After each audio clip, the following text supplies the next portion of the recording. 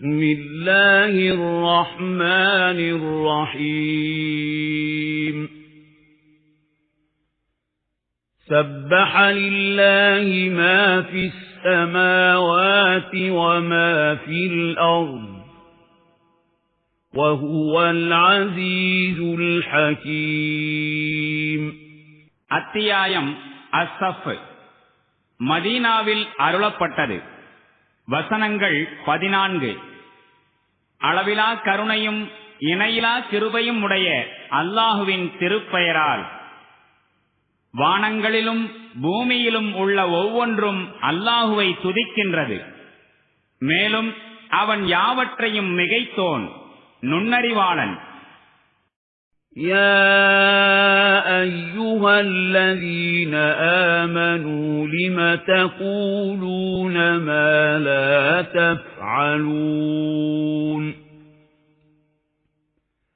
كبر مقتا عند الله أن تقولوا ما لا تفعلون إن الله يحب الذين يقاتلون في سبيله صفا كأنهم بنيان مرصوص. ஏன் நம்பிக்கை கொண்டவர்களே, நீங்கள் செய்யாதவற்றை ஏன் சொல்கின்றீர்கள்? நீங்கள் செய்யாதவற்றை சொல்வது அல்லாஹுவிடம் மிகவும் வெறுப்புக்குரிய செயலாகும். எவர்கள் அல்லாஹுடைய வழியில் ஈயத்தால் வார்க்கப்பட்ட சுவரை போன்று உறுதியாக அணிவகுத்து நின்று போர் புரிகின்றார்களோ அவர்களையே அல்லாஹ் நேசிக்கின்றான். وَإِذْ قَالَ مُوسَى لِقَوْمِهِ يَا قَوْمِ لِمَ تُؤْذُونَنِي وَقَدْ تَعْلَمُونَ أَنِّي رَسُولُ اللَّهِ إِلَيْكُمْ فَلَمَّا زَاغُوا أَزَاغَ اللَّهُ قُلُوبَهُمْ وَاللَّهُ لَا يَهْدِي الْقَوْمَ الْفَاسِقِينَ. மேலும் மூசா தன் சமூகத்தாரிடம் இவ்வாறு கூறியதை நினைவு கூறுங்கள். என் சமூக மக்களே, எனக்கு ஏன் துன்பம் அளிக்கின்றீர்கள்? நான் அல்லாஹுவிடமிருந்து உங்களுக்காக அனுப்பப்பட்ட தூதராவேன் என்பதை நீங்கள் நன்கு அறிந்திருக்கின்றீர்கள்.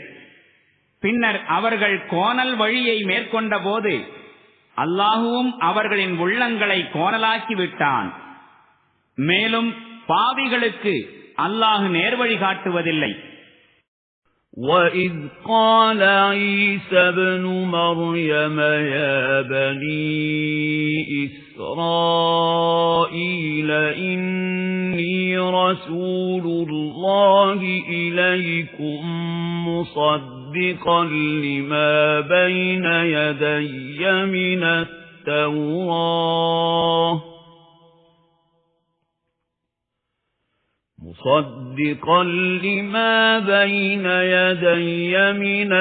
التَّوْرَاةِ ومبشرا برسول يأتي من بعد اسمه أحمد فلما جاءهم بالبينات قالوا هذا سحر مبين ومن أظلم ممن افترى على الله الكذب وهو يدعى إلى الإسلام والله لا يهدي القوم الظالمين. يريدون ليطفئوا نور الله بأفواههم والله متم نوره ولو كره الكافرون. هُوَ الَّذِي أَرْسَلَ رَسُولَهُ بِالْهُدَى وَدِينِ الْحَقِّ لِيُظْهِرَهُ عَلَى الدِّينِ كُلِّهِ وَلَوْ كَرِهَ الْمُشْرِكُونَ. மரியத்தின் குமாரர் ஈசா இவ்வாறு கூறியதையும் நினைவு கூறுங்கள். இஸ்ராயீலின் வழித்தோன்றல்களே, நான் அல்லாஹ்வினால் உங்களிடம் அனுப்பப்பட்டிருக்கும் தூதராவேன். நான் எனக்கு முன்பே வந்துள்ள தௌராத் வேதத்தை மெய்ப்படுத்தக்கூடியவனாயிருக்கின்றேன். மேலும் எனக்கு பிறகு அஹ்மது எனும் பெயருடைய ஒரு தூதர் வருவார் என்று நற்செய்தி சொல்பவனாகவும் இருக்கின்றேன். எனினும் அவர் அம்மக்களிடம் தெளிவான சான்றுகளை கொண்டு வந்தபோது இது வெளிப்படையான மோசடி என்று அவர்கள் கூறினார்கள். அல்லாஹுவின் மீது பொய்யை புனைந்துரைப்பவனை விட கொடுமைக்காரன் வேறு யார்? அதுவும் இஸ்லாத்தின் பக்கம் முற்றிலும் அல்லாஹுவுக்கு கீழ்ப்படிந்து நடப்பதின் பக்கம் வருமாறு அவனுக்கு அழைப்பு விடுக்கப்படும் நிலையில் இத்தகைய கொடுமைக்காரர்களுக்கு அல்லாஹு நேர்வழி காட்டுவதில்லை. இவர்கள் அல்லாஹுவின் ஒளியை தம் வாய்களால் ஊதி அணைத்துவிட விரும்புகின்றார்கள். ஆனால் அல்லாஹுவின் முடிவு என்னவெனில் தன் ஒளியை முழுமையாக பரப்பியே தீர்வது என்பதாகும்.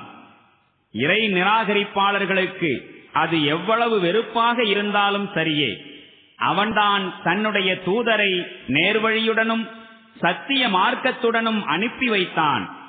ஏனைய மார்க்கங்களை விட அதனை மேலோங்கச் செய்ய வேண்டும் என்பதற்காக.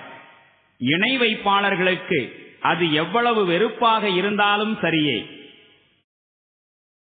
يَا أَيُّهَا الَّذِينَ آمَنُوا هَلْ أَدُلُّكُمْ عَلَى تِجَارَةٍ تُنْجِيكُمْ مِنْ عَذَابٍ أَلِيمٍ تُؤْمِنُونَ بِاللَّهِ وَرَسُولِهِ وَتُجَاهِدُونَ فِي سَبِيلِ اللَّهِ بِأَمْوَالِكُمْ وَأَنفُسِكُمْ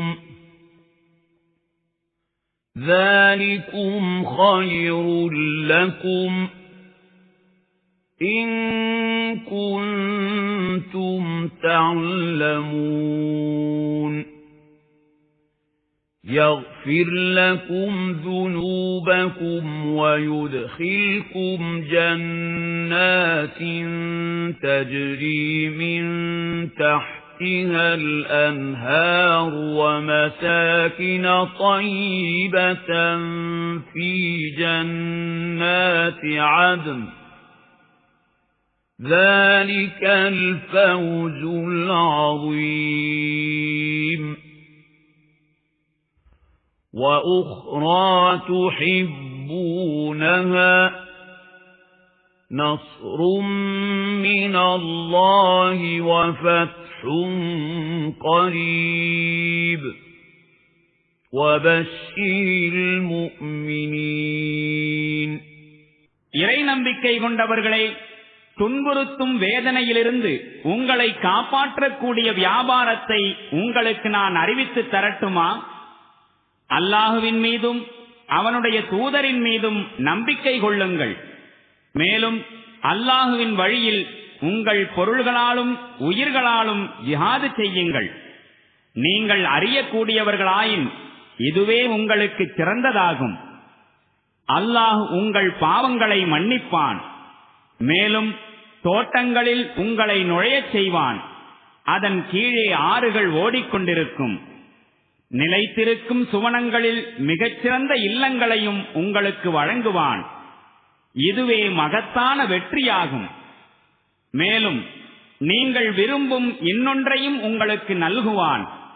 அல்லாஹுவிடமிருந்து கிட்டும் உதவியும் அண்மையிலேயே கிடைக்கவிருக்கும் வெற்றியுமாகும் அது. நபியே, நம்பிக்கையாளர்களுக்கு இந்த நற்செய்தியை அறிவித்துவிடும். يَا أَيُّهَا الَّذِينَ آمَنُوا كُونُوا أَنصَارَ اللَّهِ كَمَا قَالَ عِيسَى ابْنُ مَرْيَمَ لِلْحَوَارِيِّينَ مَنْ أَنصَارِي إِلَى اللَّهِ قَالَ الْحَوَارِيُّونَ نَحْنُ أَنصَارُ اللَّهِ فَآمَنَت طَّائِفَةٌ مِّن بَنِي إِسْرَائِيلَ وَكَفَرَت طَّائِفَةٌ فَأَيَّدْنَا الَّذِينَ آمَنُوا عَلَى عَدُوِّهِمْ فَأَصْبَحُوا ظَاهِرِينَ. இறை நம்பிக்கையாளர்களே, மரியத்தின் குமாரர் ஈசா தம் சீடர்களை நோக்கி, இறைவனின் பால் அழைப்பதில் எனக்கு உதவி புரிபவர் யார் என கேட்டபோது, நாங்கள் அல்லாஹுவின் உதவியாளராக இருக்கின்றோம் என சீடர்கள் மறுமொழி அளித்ததைப் போல் நீங்களும் அல்லாஹுவின் உதவியாளராக திகழுங்கள். அப்போது இஸ்ராயேலின் வழித்தோன்றல்களில் ஒரு பிரிவினர் நம்பிக்கை கொண்டார்கள், மற்றொரு பிரிவினர் நிராகரித்து விட்டார்கள். பின்னர் நாம் நம்பிக்கை கொண்டவர்களுக்கு அவர்களுடைய பகைவருக்கு எதிராக உதவி நல்கினோம், மேலும் அவர்களே வெற்றியாளர்களாய் திகழ்ந்தார்கள்.